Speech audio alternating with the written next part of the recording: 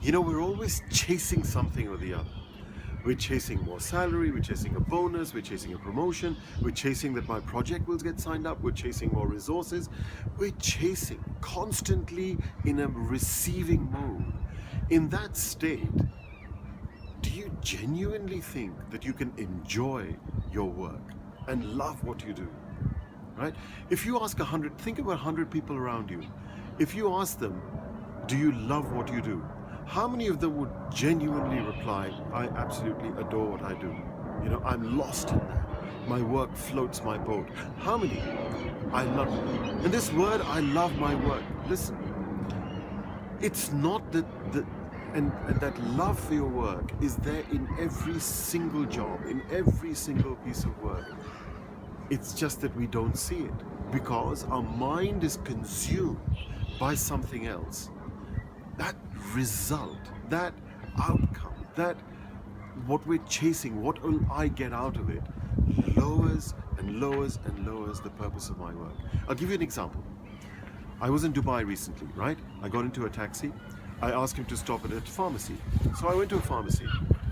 It just took a little bit longer. Why? Because there was a queue. I got back into the car. I was delayed. You know what the driver said to me? The driver said, I have a stomach too. Look at this. He said, I have a stomach too. In other words, he was saying that I'm working for my money. Okay, you know what? I said to him very politely, I said, look, it's okay, you know, you just stop and look, I'll pay you the full fare, it doesn't matter. He said, no, it's okay. And as we were driving, I said to him, I said, are you from Bangladesh? It was very clear. He said, yes. I said, I know that you'll have 2 children in Dhaka, you'll have a wife, you'll have sick parents, right? You're paying for their treatment, you're paying for the education of your children, you're paying for your house, you're sending money back, you're working hard, even in the heat of Dubai in summer, you're working hard, and to send them. He said, yes, you know, it resonated with me. And I said, you know, that there's nothing wrong with that. What you're doing is quite amazing. And I respect it hugely. But if you shifted the reason why you're doing it, it wouldn't make you any poorer. On the contrary, the chances it would give you more money. Didn't you think that if I came into the car, and didn't you think that I would have given you an extra tip? But it's not even for that. Here's the point. I asked him, have you heard of this word barakat? Barakat, it's a Persian word. It's also used in Urdu, which means plenty and plentiful. It's a very big word, actually. He said, yes, I've heard it. I said, listen, you're working, you're doing the same work, but if you do it with an attitude that here's a customer, how can I help him out? This customer has a need. I am at this stage at a point where I can help him out with that need, who's sitting in the back. I can make his life a little easier. Don't you think it's going to come back to you a lot more? Who would you rather buy from, right? Would you rather buy from someone who is desperately trying? You get those phone calls, don't you? You know, trying to sell you stuff, and what do? You put the phone down. Don't you get people who are trying to negotiate with you only because they want to grab something out of you? Don't you get? And when you get that feeling, what happens? You put the phone down, or you turn away. As opposed to someone who's genuinely concerned about you and bringing you value, whether he gets the contract or not gets the contract, gets the money, doesn't get the money, is oblivious to that and is only focused on your value. Who would you rather buy from? So in any case, that person is going to get richer. Let's not get this wrong. I'm not saying don't become richer. I'm not saying make lots of money. I'm not saying become much more successful, get more promotion. On the contrary, I'm saying that that's what will be the result. But make that the result, not the driver. Make it the consequence, not the reason. It's a fundamental difference between consequence and reason, right?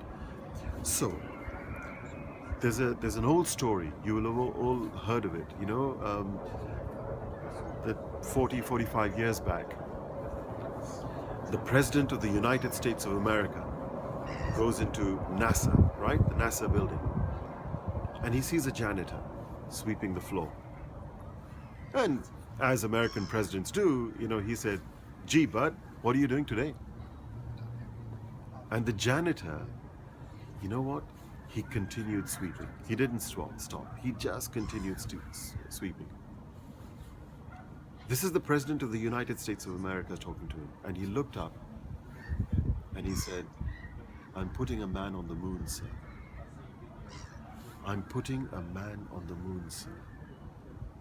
My contribution is delivering that outcome. Look, everything you do every day of your life has amazing value and amazing outcome. But we only see as far as our nose. We only see what we do. We don't see why we do it. We only see what we do. We don't see what we bring."